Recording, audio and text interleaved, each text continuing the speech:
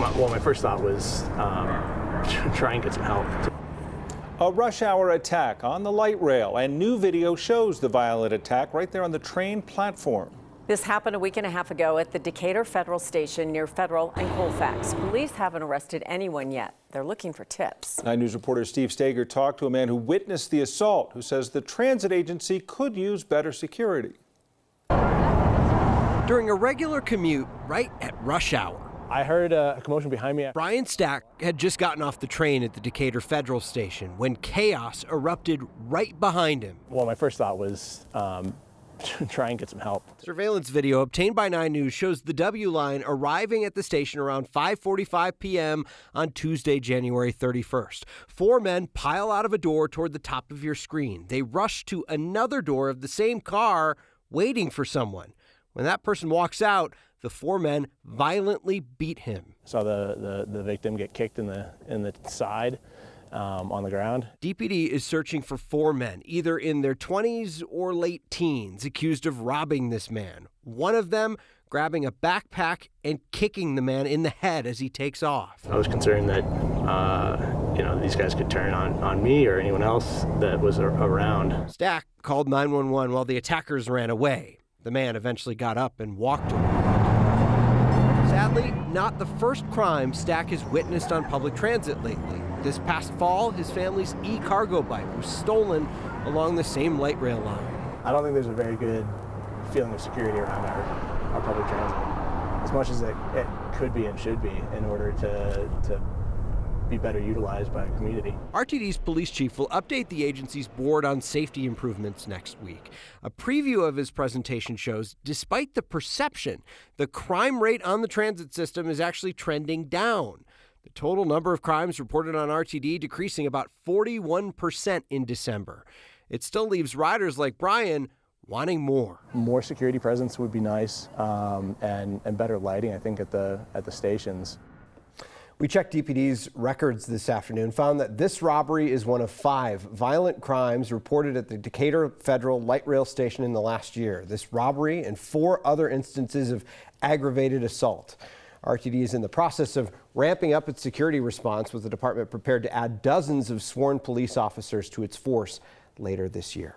Well, you see that video, it is scary to think what happened. Yeah. RTD says crime's going down, but this is actually going to be DPD's case. We talk about jurisdiction all the time. And it's tough in these types of situations, but yes, DPD is investigating this. We checked in with them today. They say they really don't have a lot of leads. They're trying to look for those 4 people who are involved in this. But you'll see that RTD is going to ramp up its security force in the next few years. They're going to kind of phase out some of that contracted security, add more sworn officers. All right. Thank you, Steve. He was driving to work when someone shot him and left the scene. Now his family is pleading for someone to help Denver police with this case. It happened early Wednesday morning on Colorado Boulevard. Police say right now they don't have any suspects or possible motives. 9 News crime and justice reporter Matt Jablow is joining us now with more details. Kim, his sister says 58-year-old Robert Goad worked for FedEx and was heading to work in his brand new pickup truck.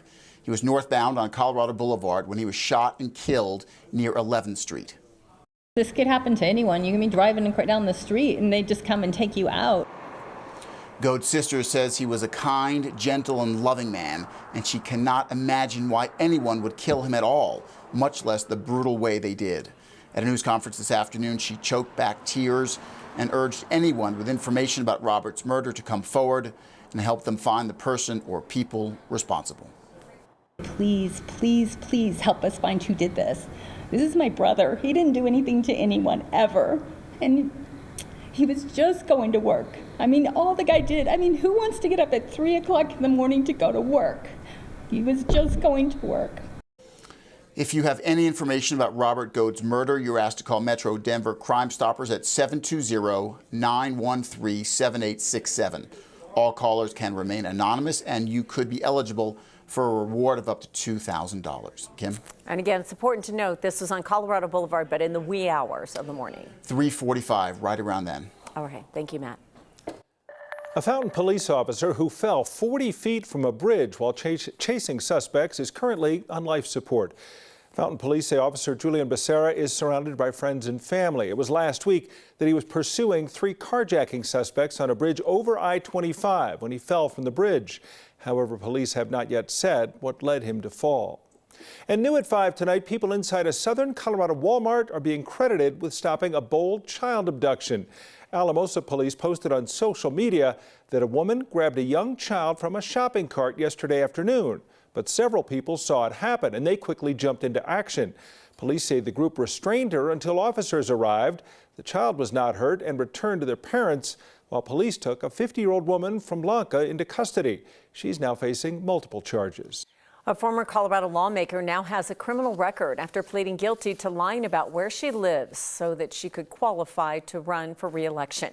Tracy Burnett faces several charges after a Boulder County District Attorney investigation found the Democrat rented an apartment in Louisville and registered her vehicle and changed her voter registration to that apartment. She didn't live there, though. The investigation showed it was all done after the district she had represented was redrawn. Today, she pleaded guilty to 2 of the charges she faced: attempt to influence a public servant, a felony, and perjury, a misdemeanor. The plea agreement allows her to avoid jail time, and after 150 hours of public service and 2 years, the felony will be dismissed. The perjury conviction, though, will stay on her record. Suncor Energy is expected to reopen one of its 3 plants next week. 2 fires and damage from extreme cold shut down the state's only oil refinery back in December. The nonprofit Cultivando has been monitoring air quality in that Commerce City area for about a year now. And 9 News reporter Courtney Yoon shows us what they found while the refinery was closed. Each and every week, these air quality monitors need to be checked and the filter replaced. They sit just outside of a refinery and many other industries here at Riverside Cemetery. Para un futuro, no sabemos porque al estar tan cerca de esta refinería, no sabemos el impacto que vaya a tener en su persona. The uncertainty of how pollutants affect people's health is why Elvia, an environmental advocate for the nonprofit Cultivando, is collecting data. Some people who live in Commerce City say having cancer, nosebleeds, and asthma have become normalized. Ahora que cerraron cierta parte de esta refinería, sigue lo mismo. Suncor shut down at the end of December. Atmospheric scientist Detlef Helmig says air pollutant levels haven't dropped dramatically. But we've seen that, levels have actually been quite high compared to last year. But that's to a large extent driven by the strong inversions we've had. He says surface inversions cause cold air to get trapped near the ground, then pollutants get trapped under the inversion, and pollutant concentrations go up. Helmig is also the owner of Boulder Air and is contracted by Cultivando to provide air monitoring. The communities have been in the dark for a long, long time, not knowing what the pollutants are. He says while the data shows pollutant levels are much higher in Commerce City than other areas, it's still unknown how that impacts the body. For now, they'll continue to collect data and empower themselves with information. Pues para muchos es una fuente de economía muy fuerte. Y para otros afecta la preocupación por la salud. Cultivando and Boulder Air will continue to monitor air quality as the refinery starts back up again. Suncor says they are also continuously watching air quality. They said on January 1st they launched a fence line monitoring system. Well, there are many eyes and many sensors in and around Suncor right now. Many people paying attention. Courtney, thanks for bringing that to us. The IRS has released its decision on special tax refunds that have been coming to Colorado taxpayers for decades. And as the rescue efforts continue in the earthquake-damaged regions of Syria and Turkey, Coloradans continue to do their best to try and help. How local Turkish Americans are making a difference, one box at a time.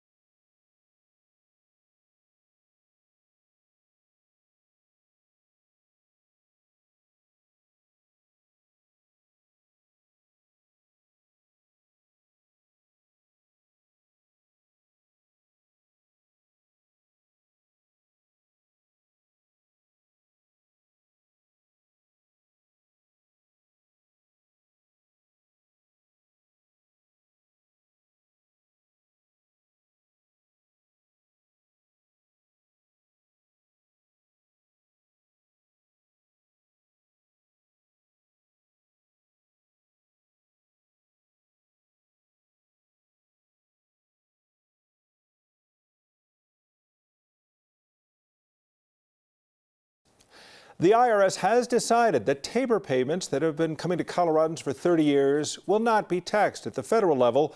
Of course, Coloradans okayed the Taxpayer Bill of Rights back in 1992 that gave taxpaying residents refunds from excess state revenue. Last week, though, the IRS told Colorado and other states that it was reviewing the taxability of those payments, so taxpayers should hold off on filing. Well, today, the 10 lawmakers who represent Colorado on Capitol Hill signed and sent a letter to the acting IRS commissioner pushing for those payments to remain tax-free. Again, the Revenue Office did just announce IRS officials agreeing that they will remain untaxed. For the second time in a week, the U.S. military shot down a flying object over our country's airspace. This time it was an unknown object flying off the coast of Alaska. A National Security Council spokesperson said that object was flying at a high altitude, and at about 40,000 feet, they said it posed a, quote, reasonable threat to the safety of civilian flights. President Biden ordered the military to down it. It was described as about the size of a small car, much smaller than the suspected Chinese spy balloon that was shot down over the weekend after flying over much of the United States. All night and all day, teams are looking for more survivors in the earthquake that hit Turkey and Syria Monday. More than 22,000 people died in the quake and the aftershocks. But efforts are ongoing to help the millions of survivors, many of whom are now homeless, as sub-zero temperatures hit the area as well. The Turkish American Cultural Society of Colorado put a call out for help this week, and so many answered. We caught up with volunteers today as they were sorting donations, but even before they arrived, they had already sent off 28 pallets, which is about 350 boxes of donated items. So the many boxes seen here make up what will be the second shipment. It was overwhelming.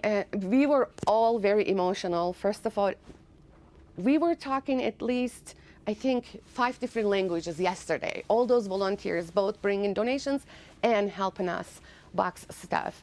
And they came all over from Colorado to donate. They are still taking warm clothing and coats, food and hygiene products until Tuesday. And there are 2 drop-off locations listed on the Facebook page. Also, they're planning a vigil in Denver for next week. And we'll let you know the time when that's been set.